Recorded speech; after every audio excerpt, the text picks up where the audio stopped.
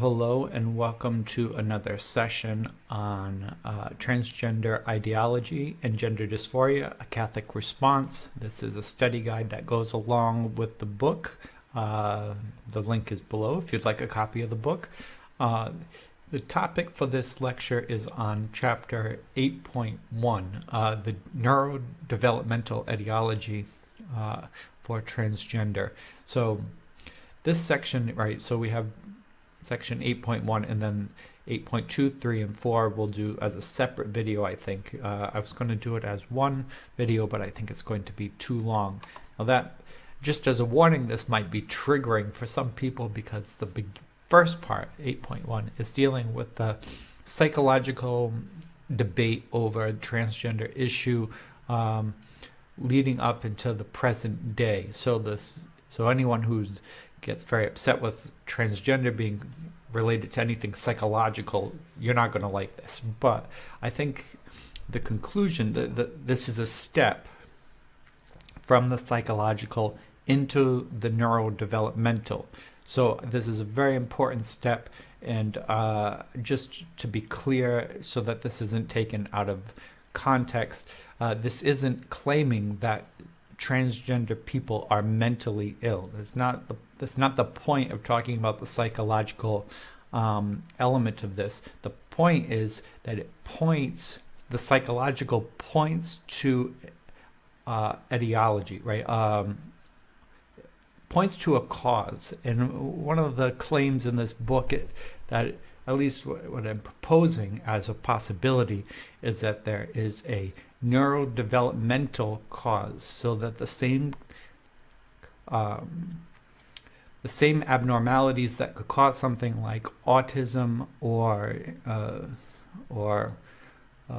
schizophrenia might also have caused gender dysphoria. So there might be a common cause, right?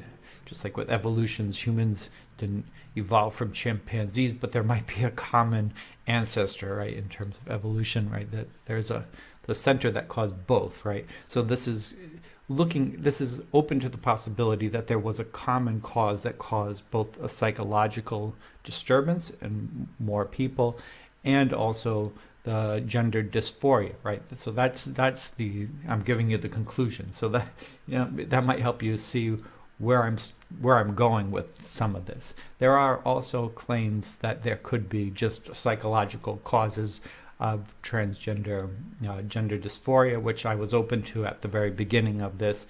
That this idea that gender dysphoria or transgender is an umbrella term, and not everyone who is transgender or has gender dysphoria has the same cause for being dysphoric. So some people, it could have been some other trauma or mental illness, and other people it could have something neurodevelopmental, right? So I tend to think it might not be all or nothing for some of these things, right? So jumping into the psychology, kind of going through it historically. We won't go all the way back because we already looked at some of this in the early transgender medicine, but in terms of it being a psychological disorder and how it was looked at as a psychological disorder, I think is still helpful. So you can't talk about sex and psychology without going back to Freud, right? Freud. So he thinks that transgender, or they call transsexuals, would be a psychological disturbance which occurs within people's psyche. So he tends, going back to the mid-century, you would say, well, this is a psychological disturbance. Right? That's not a big surprise that would be his approach, since that's his approach to pretty much everything. Now, Lothstein, he comes out, this is in the 70s, right? You can see these dates in the slides.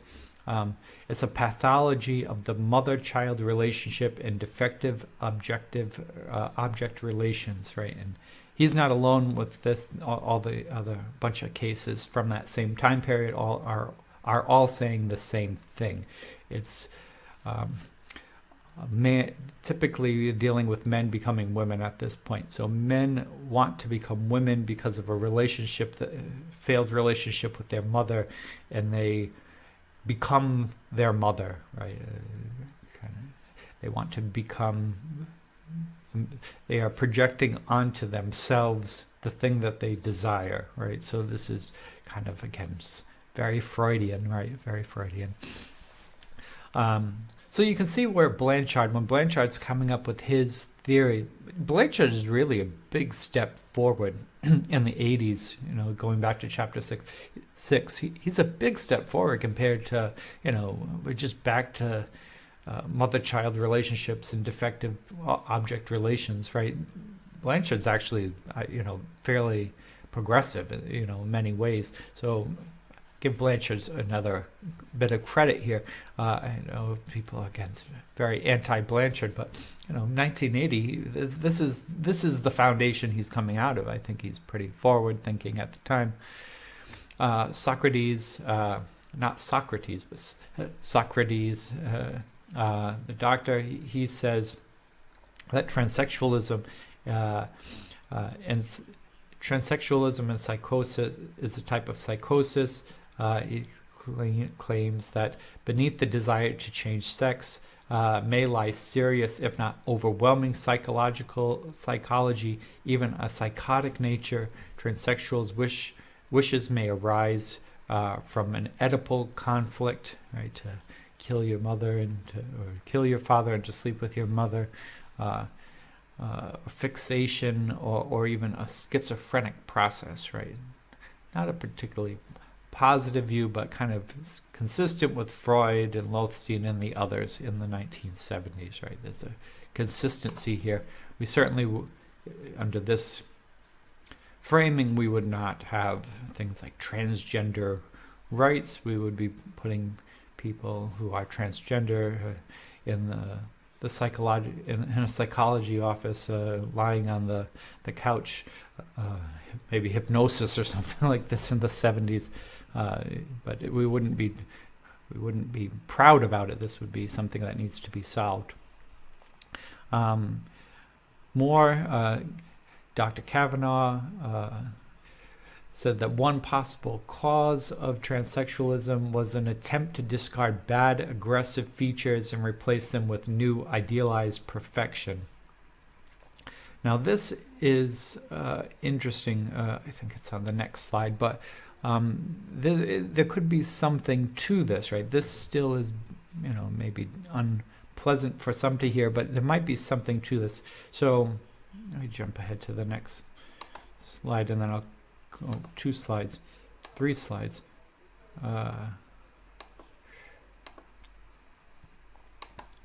Anyway, I'll find it when I'm not looking for it. Oh, here it is. Yes, it was on the right slide. So people like Aaron Brewer and others, this is more coming from testimonies. You can listen to testimonies of transitioners and detransitioners. Many detransitioners attribute their feelings of gender dysphoria back to sexual abuse. This isn't uncommon. So between 2009 and 2013, just as an example, there were 63,000 children in the U.S. who were victims of sexual abuse. 63,000 within a 4-year span of time in the U.S. So, in our culture, we tend to think, the media tends to blame it all on priests and teachers, but 63,000 a year in a 4-year span is a lot, right? And this isn't coming from clergy. People like Aaron Brewer, she claims that this is consistent with her story, right? So she had experienced sexual trauma. So one way to escape the sexual trauma was to escape her female body and to say, well, I think I'll be male, right? This isn't, other people do this in other ways. They try to escape it, right? People often can gain a lot of weight who are victims of sexual abuse.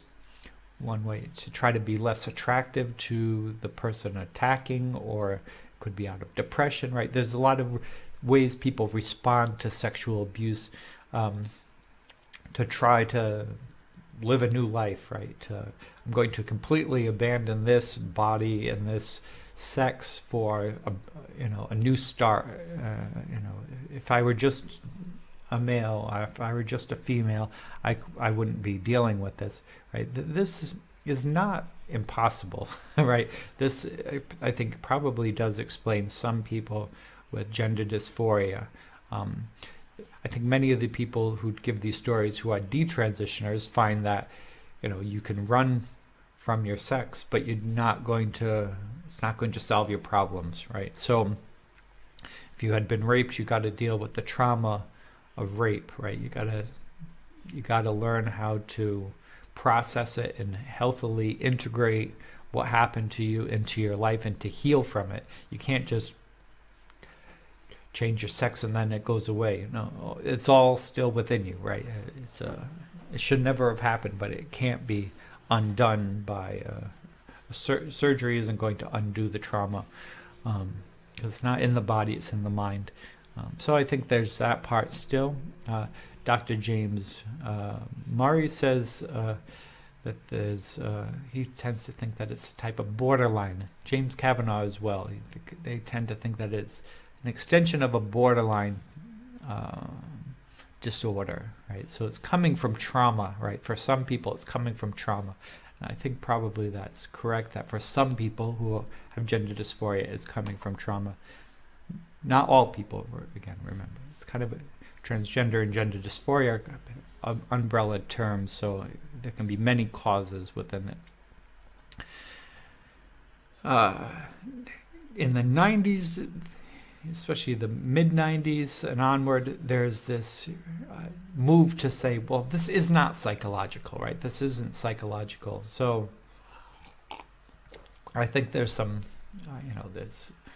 we have Dr. Zou's study in 1995, right? Go back to chapter 7 on that one if you want, right? This saying, oh, it's in the brain, it's not this, right? There's a social change, right, in the idea about transgender being. These aren't psychotic people. This is maybe, it's a man trapped in a woman's body or a woman trapped in a man's body, something like that. That maybe it's not the psychological thing. So Dr. Cole did a study where he found 435 gender dysphoric individuals, and you looked at the data and determined that for most of them it was not part of any type of general pathological disorder, that it was more monosymptomatic, right? It's just people who are transgender, that was their only issue, right? That's what he found by looking at the data for 435 individuals. This is 1997. Another one says an argument of gross pathology is a required condition for development of transsexualism appears indefensible, meaning that's not true. So you don't have to have had trauma in order to be transgender, right? 1997. Right. So these are two that came out in 1997. And then much more recently, we have Christina Olson, who's at UCLA. I probably would like her as a person, but as a doctor, I'm not such a fan of her. For full disclosure, she's one that does removing breasts on 12-year-olds if they have enough breast tissue and things like that. So I'm a little skeptical of Olson's. I think she's a bit more of an activist than a doctor in some ways, and she has married somebody who's transgender, who transitioned later in life. So I think that she might be, her experience has led her to think a certain way, but I think it's somewhat ideological, just as my thought. But she says that there's novel evidence of low rates of internalized psychopathology in socially transitioned transgender children who are supported by their gender identity. Meaning if a child is supported in their gender identity, there is very low levels of psychological disorders. But if a child is not supported in their gender identity, then they have more psychological disorders. So it's really on the parents and society to accept the transgender children, and then there won't be there's no psychological problems, or very few. It's all within how society has approached it. I think that's how many people think of it today. However, even within Dr. Olson's own study, this is the title of her study, she never compares supported versus unsupported youth. Never checked the stress levels or pathologies of the two groups. So she's claiming that there is a difference between supported and unsupported youth, and her study has this in the title, never compares the two. So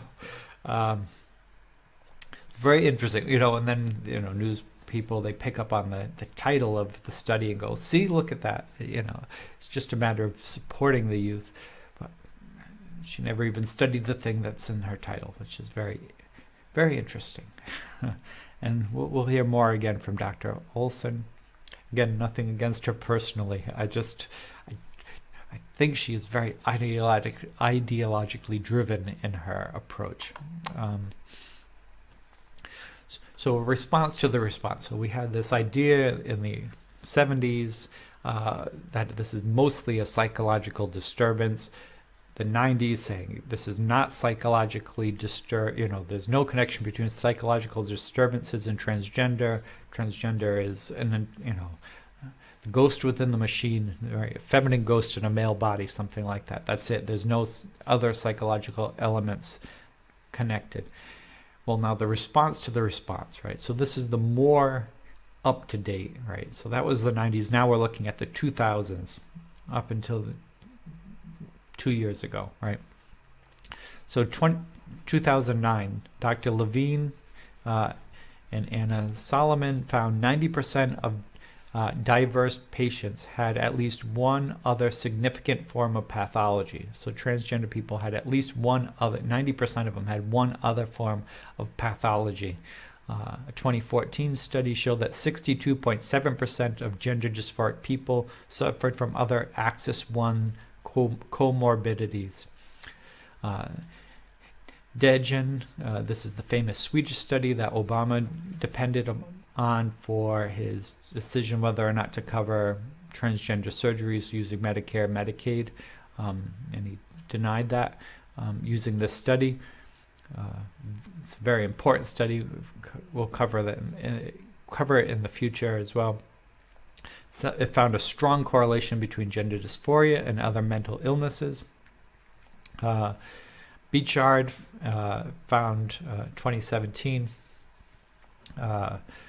found some serious psychological disturbances were common while looking at adolescent files for transgender youth.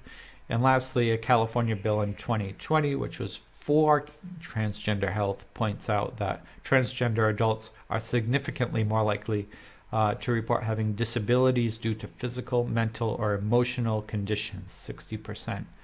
So how back in 1997 they looked at 435 individuals and found that there is no comorbidities, there is no connection between transgender and any other type of mental illness, is kind of beyond me how they could come to that conclusion when for the next 2 decades 90%, 62.7%, the majority,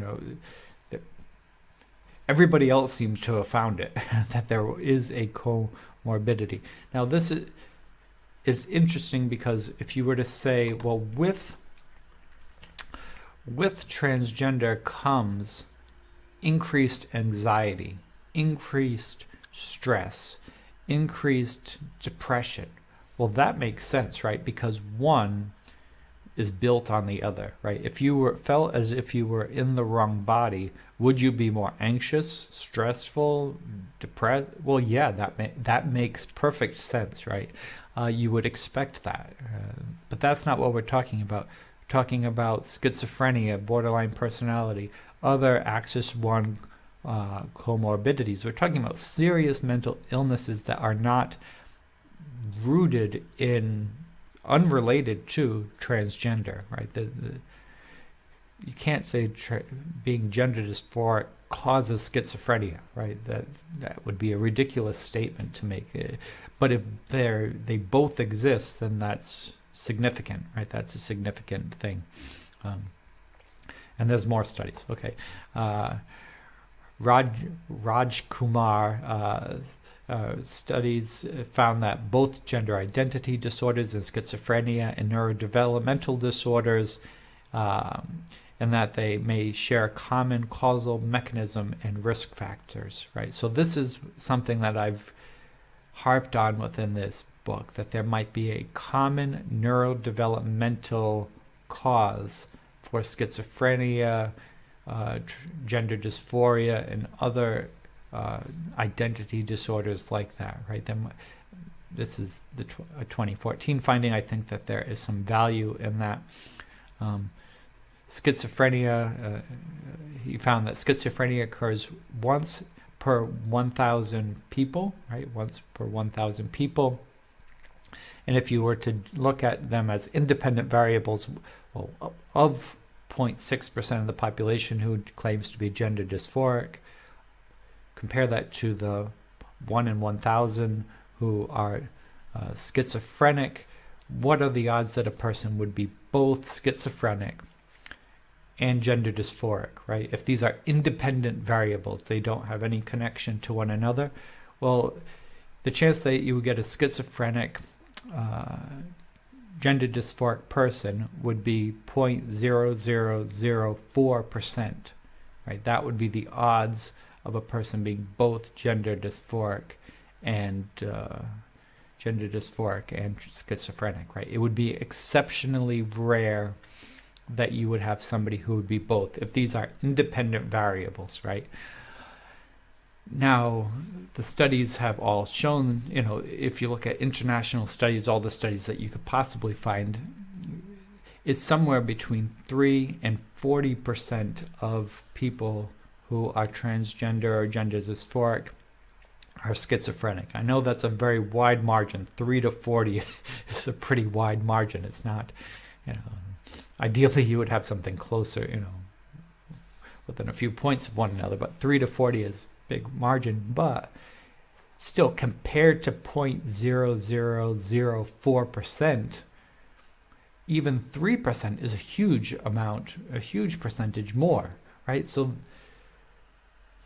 again, in case this isn't clear, it's showing that that schizophrenia and gender dysphoria are probably not independent variables. They are not independent of one another.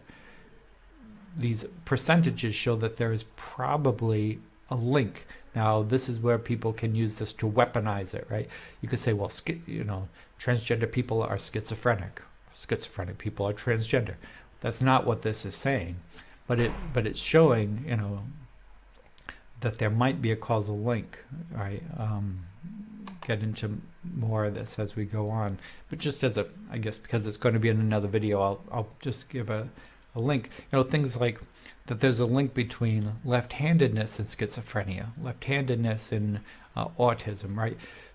It seems like when certain neural pathways abnormal, but not necessarily bad, neural pathways are created, there can be a link, right?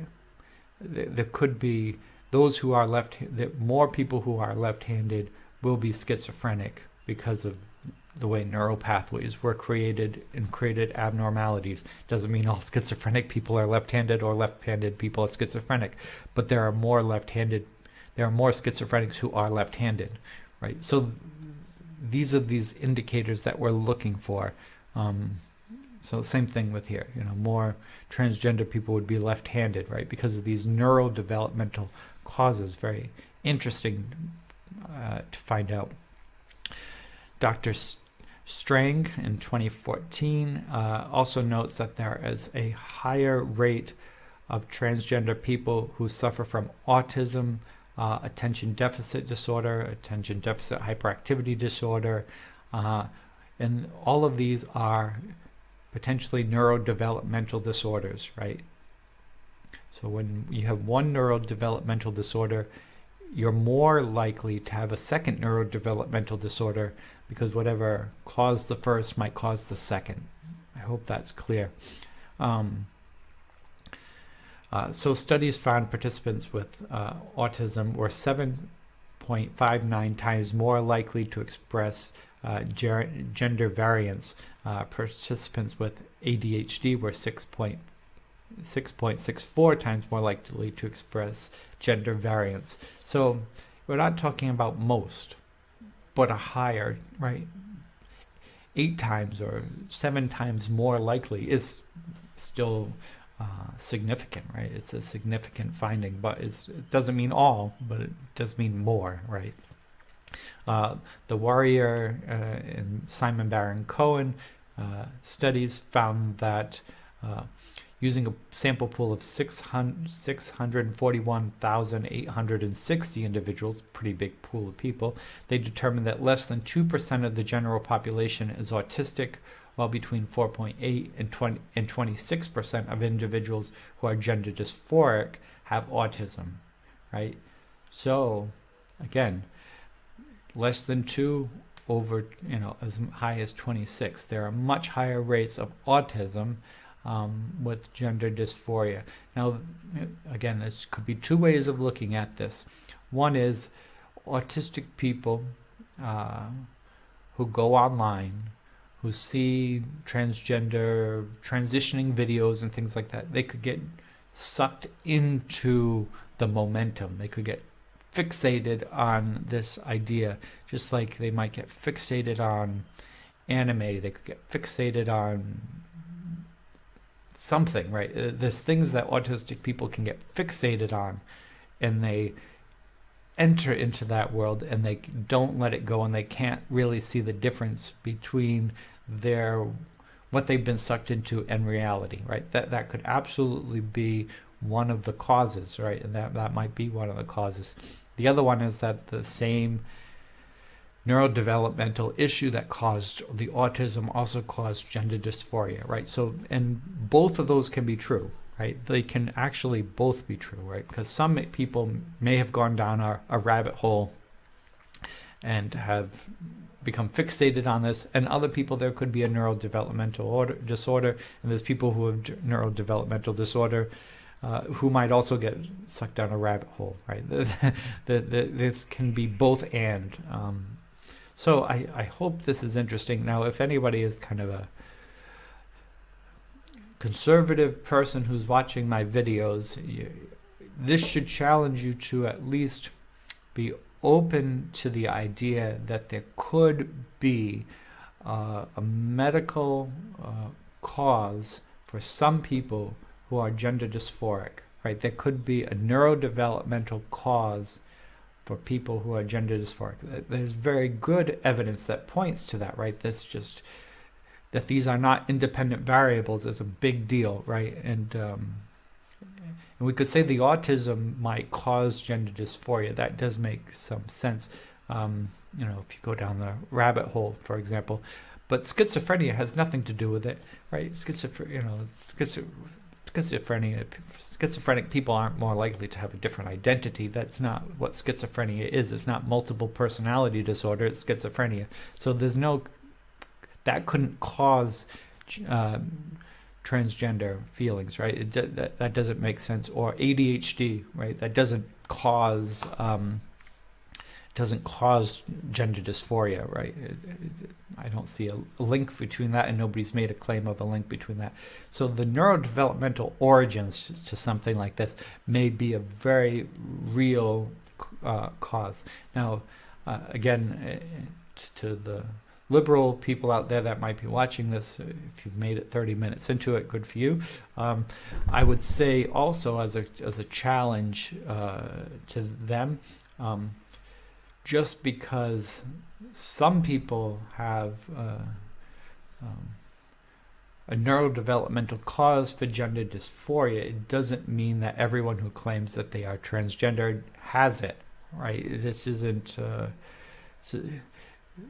using the numbers we have, the people who are gender dysphoric is 0.6% of the population, are diagnosed gender dysphoric, when a middle school class and 3 girls come out as transgender, this could be something else, right? Not everyone who is transgender or gender dysphoric has that there is necessarily a neurodevelopmental cause, right? And it also does not mean because somebody has these desires, it doesn't mean that, well, then transition them, right? Then transition them, right? See, then there's a cause, right? Transition them.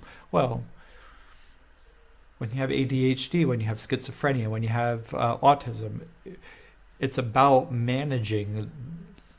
It's about managing this disorder, right? It's not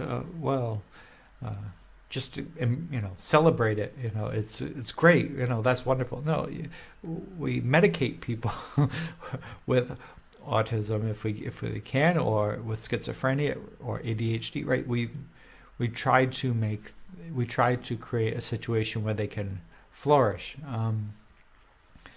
Again, we'll go into more of this in 8.2 onward in the next video, but this should kind of set the stage. So I hope this is helpful.